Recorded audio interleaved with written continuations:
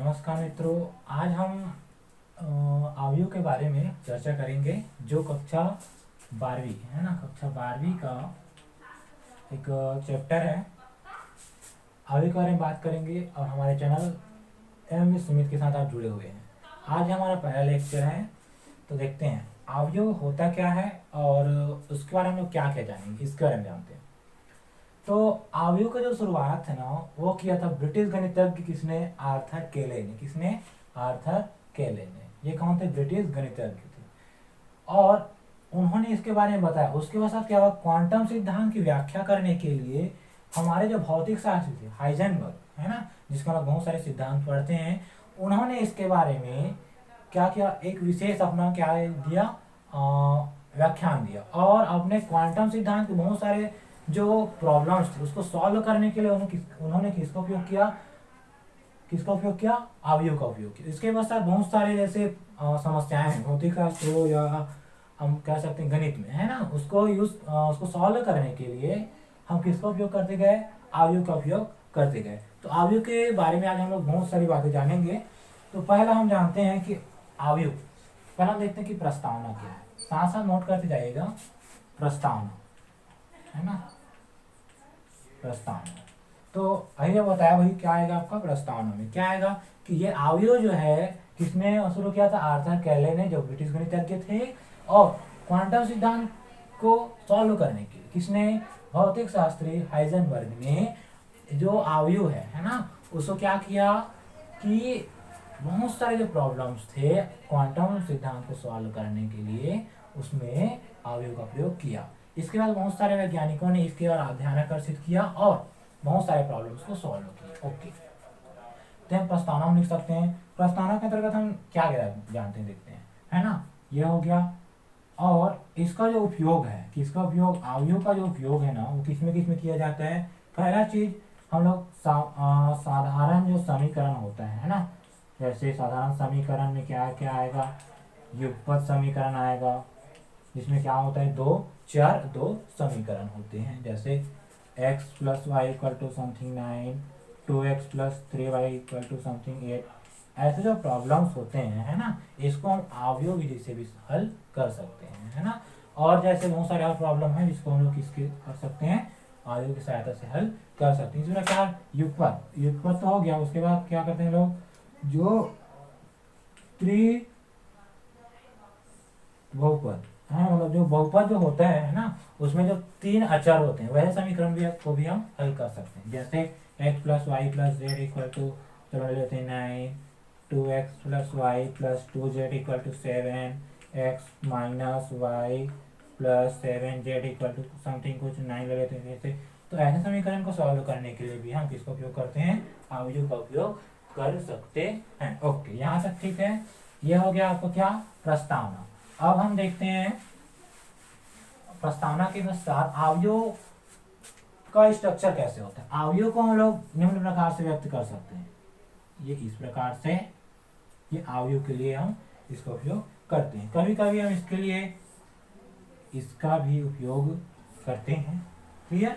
Okay, तो दोनों का हम यूज कर सकते हैं, लेकिन हम अपने पाठ्यक्रम में इसका उपयोग करेंगे। कहीं कहीं स्थानों पर आपको सर्पिलाकार कोष्ठक, है ना, इसका भी उपयोग किया वह मिल सकते हैं। तो आप घबराइएगा नहीं, लेकिन हम पूरे चैप्टर में जो प्रथम सिंबल है उसका उपयोग करेंगे अवयव को निरूपित करने के लिए। ओके, अब आगे आते हैं हम लोग। अवयव क्या होता है हम लोग जान गए हैं, है ना। उसको डिनोट कैसे करते हैं वो भी जान गए हैं, है ना। जैसे एग्जाम्पल लेते हैं अवयव का, है ना। 1 2 3 और ये 4, ये है आपका एक अवयव, है ना। क्या है? ये आपका एक अवयव है। तो ये जो 1 2 3 और 4 है ना, ये इसके अवयव कहलाते हैं। चलो आगे देखते हैं इसके बारे में। ओके,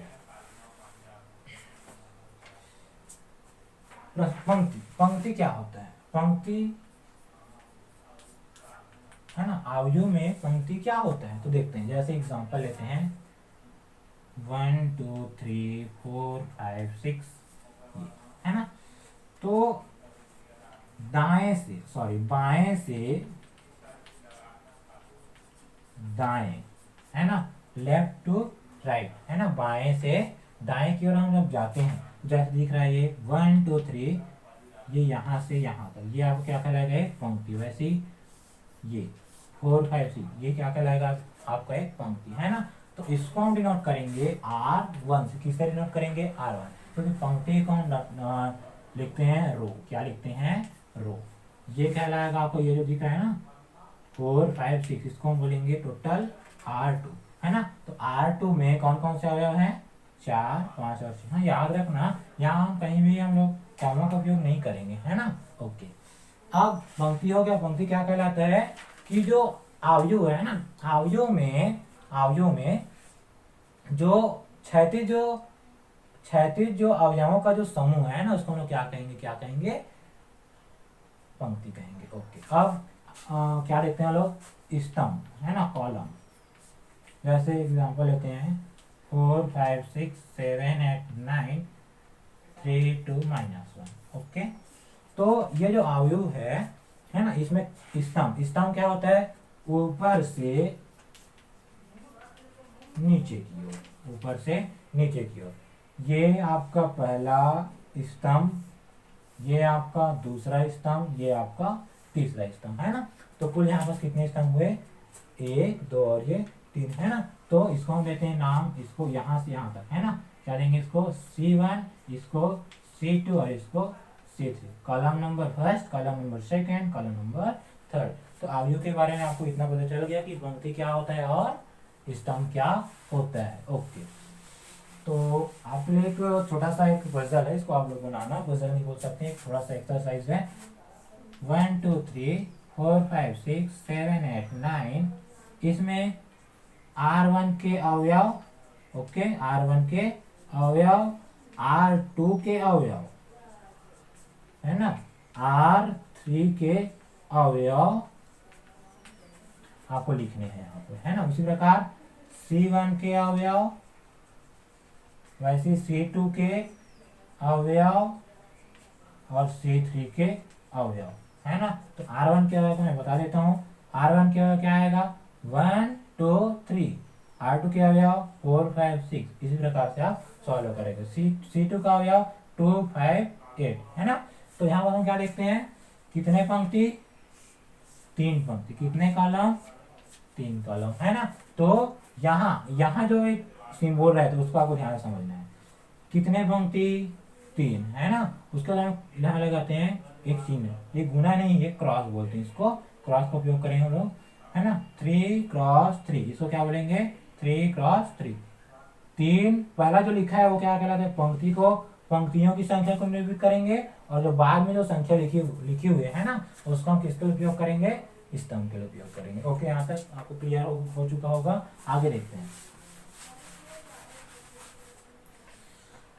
आगे आपका स्तंभ हो गया।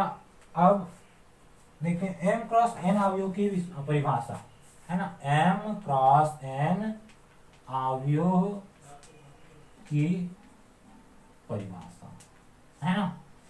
M क्रॉस N क्या डिनोट करता है, ऐसा अवयव जिसमें पंक्तियों की संख्या कितनी हो, M, और स्तंभों की संख्या N, है ना।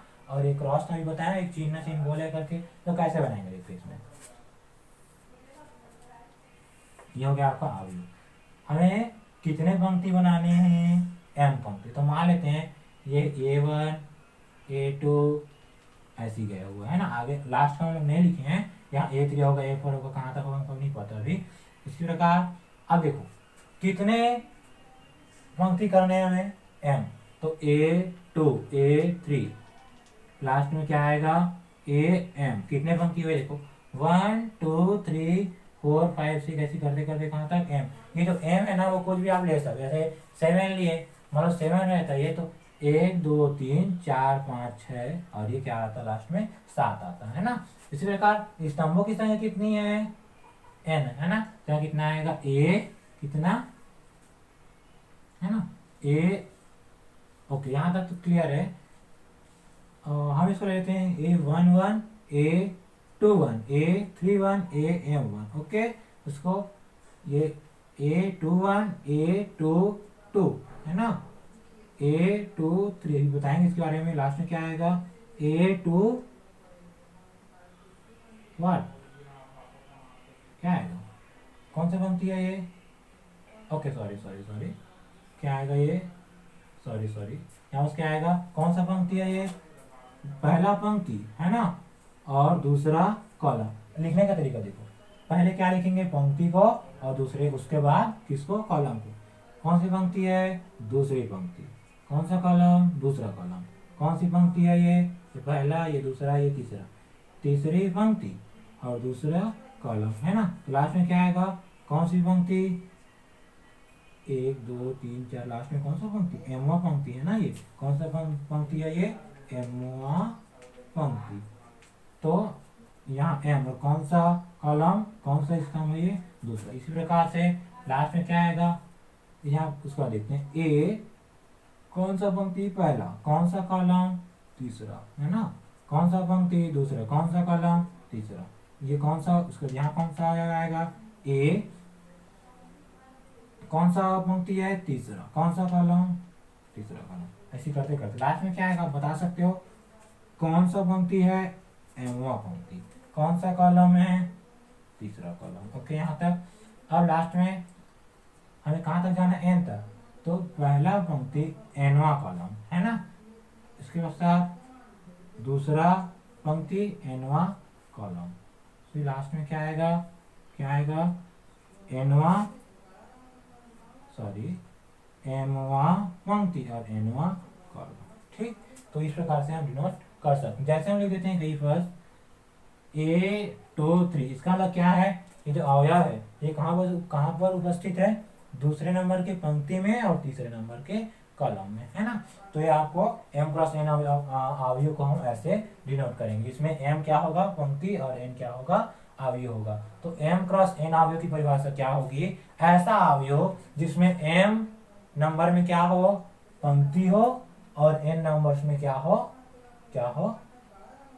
कॉलम। जैसे एक एग्जांपल लेते हैं, m की जगह में लेते हैं हम लोग, चलो 7, है ना। चलो 7 नहीं 4 ले लेते हैं, और n की जगह में ले लेते हैं 3। तो यह अवयव कैसे बनेगा आप लोग देख सकते हो।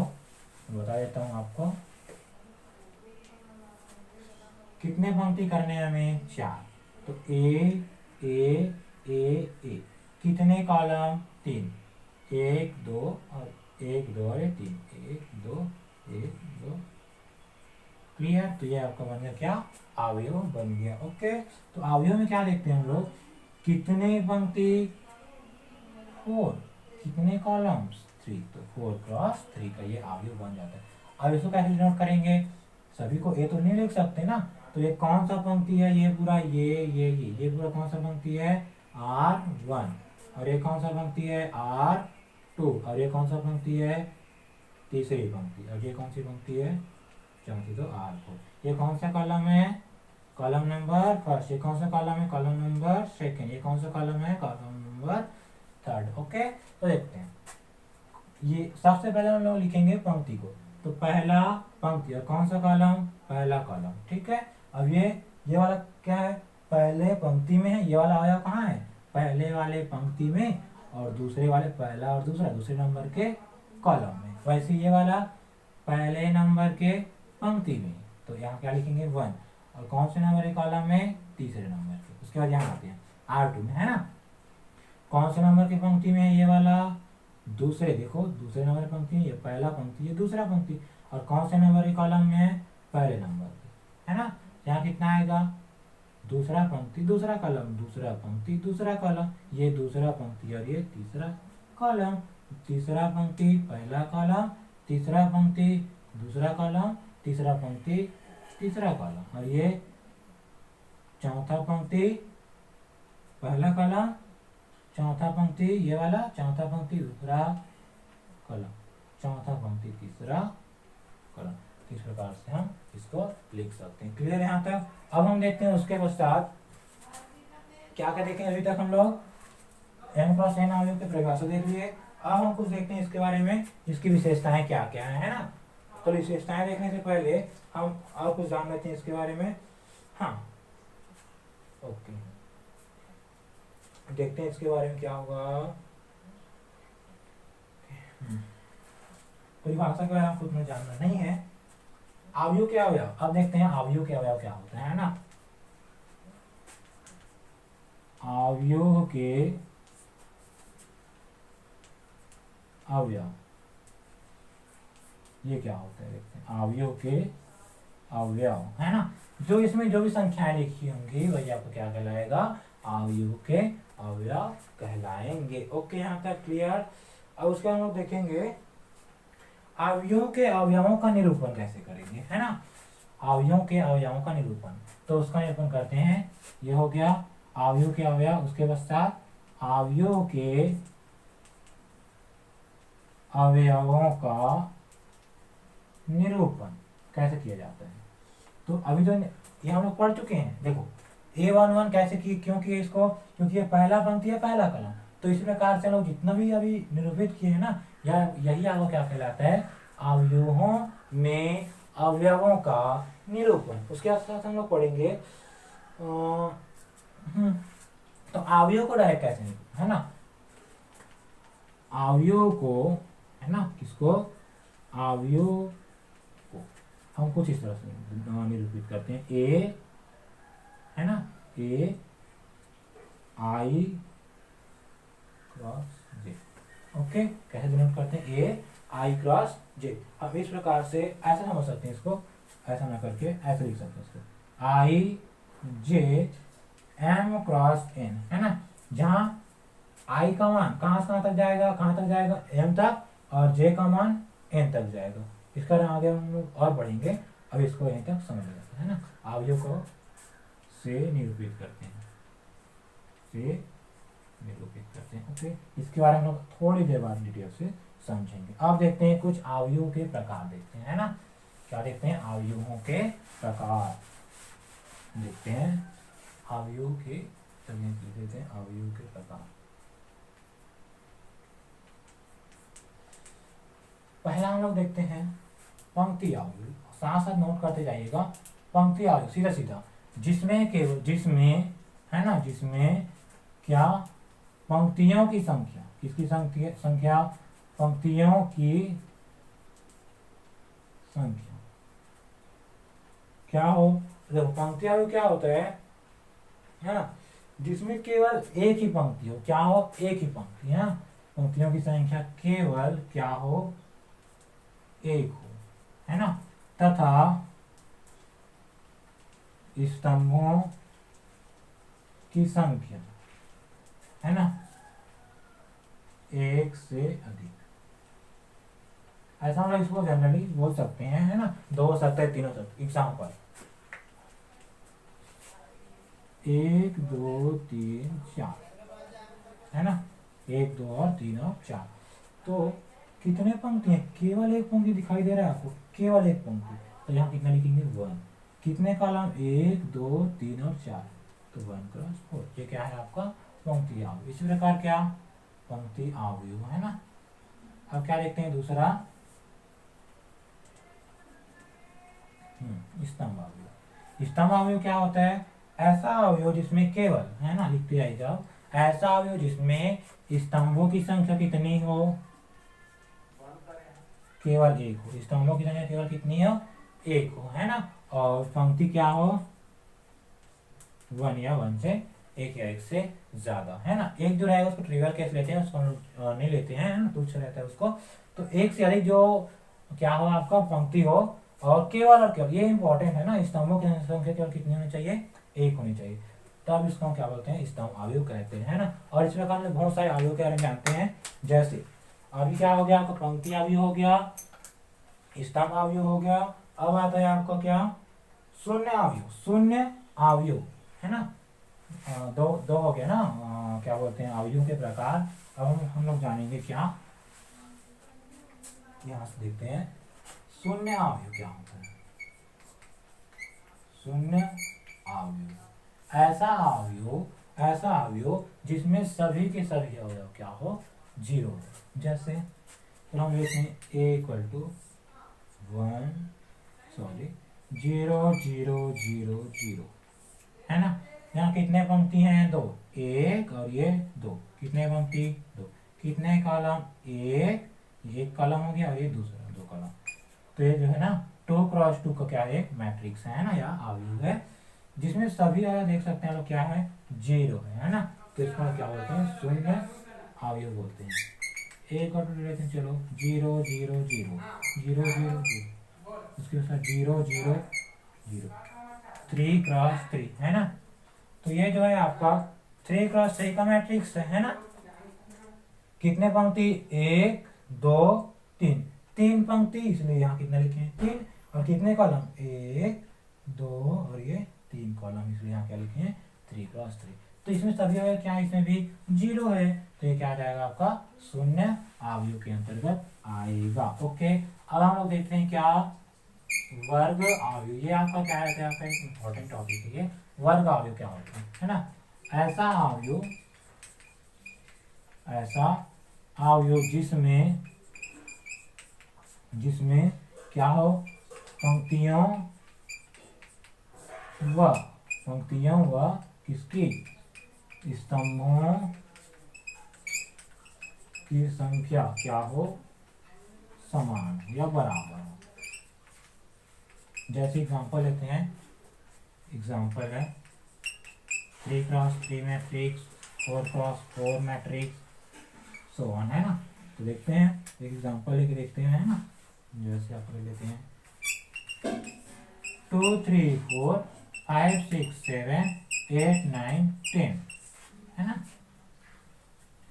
इसमें पंक्तियों की संख्या कितनी है, 1 2 3, 3 पंक्ति, कितने कॉलम, 1 2 3, 3 कॉलम है ना।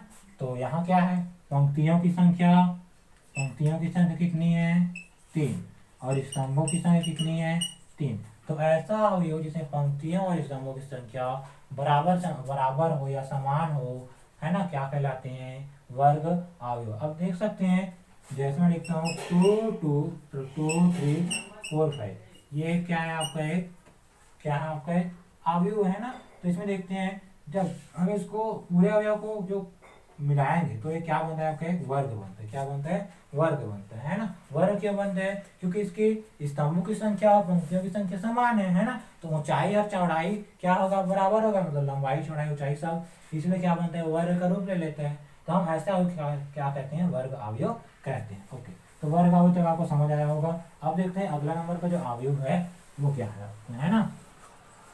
अगला नंबर का अवयव है आपका, हाँ चलो हम लोग पहले उससे पहले जानते हैं मुख्य विकर्ण क्या होता है ना। मुख्य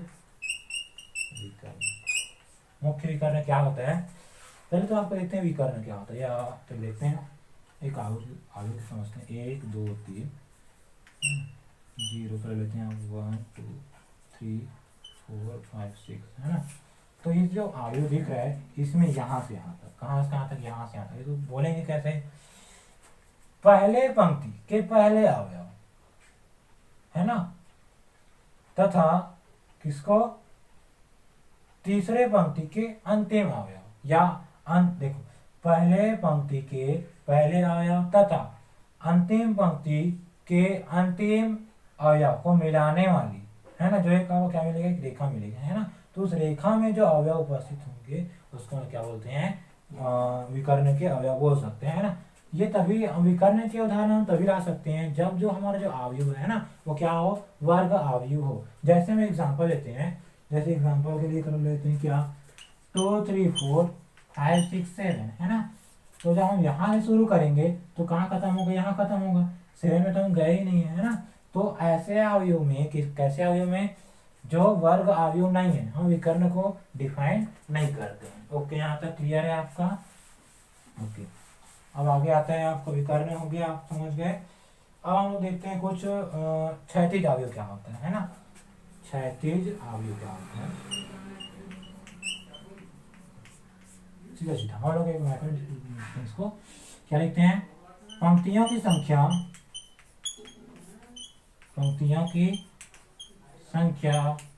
है ना, लेस देन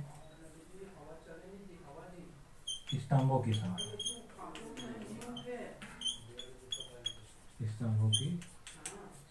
ठीक है। क्या, पंक्तियों की संख्या जो है वो स्तंभों की संख्या से क्या हो, कम हो। जैसे एग्जांपल लेते हैं, मतलब ये जो हम विकर्ण बनाएंगे ना वो क्षैतिज है। जैसे 2 3 4 5 6 7 8 9 10 और 11, है ना। देखते हैं ये जो दिख रहा है आपको क्या दिख रहा है, क्षैतिज दिख रहा है ना। इसमें कितने पंक्ति, चलो यहाँ क्या लिखेंगे आप बता सकते हो जल्दी, क्या कितने पंक्ति, एक और केवल दो पंक्ति। यहाँ कितना आएगा, कितने कॉलम, 1 2 3 4 5, 1 2 3 4 5, तो 2x5 ये क्या कहलाएगा आपका 2x5 का एक आव्यूह है। तो देखने पर क्या पता चलता है, ये क्षैतिज है ना। इस ऐसे आव्यूह को हम क्या बोलते हैं, क्षैतिज विकर्ण। ये क्या है आपका आव्यूह है ना, जिसमें पंक्तियों की संख्या, देखो पंक्तियों की संख्या केवल कितनी है, 2 है, और स्तंभों की संख्या कितनी है, इसमें 5 है ना। तो ऐसे आव्यूह क्या कहलाता है आपका पंक्ति आव्यूह, सॉरी क्षैतिज आव्यूह कहलाता है ना। अब ऊर्ध्वाधर आव्यूह आप लोग बता सकते हो, ऊर्ध्वाधर आव्यूह क्या होता है, जिसमें ये बदल जाएगा, क्या आ जाएगा, ये साइन इधर आ जाएगा है ना। मतलब पंक्तियों की संख्या स्तंभों की संख्या से ज्यादा हो, जैसे लेते हैं 2 3 2 3 4 5 6 7 8 9 10 और ये 11। इसमें क्या है, कितने, यहाँ क्या लिखेंगे बताओ जल्दी, क्या 1 2 3 4 5, कितने 5 पंक्ति, और कितने कॉलम्स, 1 और 1 2 है ना। यहाँ पर क्या देखते हैं, 5 पंक्ति और 2 कॉलम। तो यहाँ पंक्तियों की संख्या कितनी है, 5, स्तंभों की संख्या कितनी है, 2, कौन सा बड़ा है ये। तो जब भी ऐसा आएगा है ना, पंक्तियों की संख्या ग्रेटर देन हो किससे, ग्रेटर देन है ना किससे, स्तंभों की संख्या से है ना। तो ऐसे केस में क्या कहते हैं, उसको ऊर्ध्वाधर आव्यूह कहते हैं। और देखते हैं त्रिभुजीय आव्यूह है ना। त्रिभुजीय आव्यूह क्या होता है, देखते हैं त्रिभुजीय आव्यूह। त्रिभुजीय आव्यूह, त्रिभुजीय आव्यूह क्या होता है, जैसे मैं एग्जांपल लेता हूँ 1 2 3 2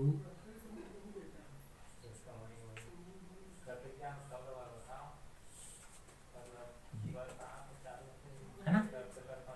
ये जो क्या दिखाई दे रहा है इधर से है ना, एक क्या दिखाई दे रहा है, त्रिभुज की तरह दिखाई दे रहा है। विकर्ण के ऊपर सभी और क्या है, 0, एक ये प्रकार हो गया है ना। जैसे हम लेते हैं हम लोग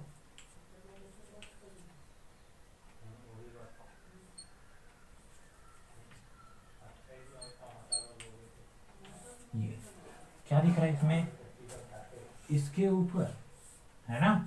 और तो ऐसे जो हमारे क्या मिलेंगे, मतलब विकर्ण के ऊपर या विकर्ण के नीचे, अगर सभी अवयव 0 है तो ऐसे जो अवयव होते हैं वो क्या कहलाते हैं, विकर्णी अवयव कहलाते हैं। इसके बारे में हम लोग और डिटेल से पढ़ सकते हैं है ना। अब हम लोग देखते हैं अदिश अवयव क्या होता है, इसके बारे में देख लेते हैं है ना। जैसे है ना अदिश अवयव, अदिश अवयव, अदिश अवयव क्या होता है इसका हम देखते हैं। तो ऐसा अवयव है ना जिसमें विकर्ण के सभी अवयव क्या हो, समान हो, क्या कहलाते हैं, क्या कहलाते हैं, अदिश अवयव। जैसे लेता हूँ 5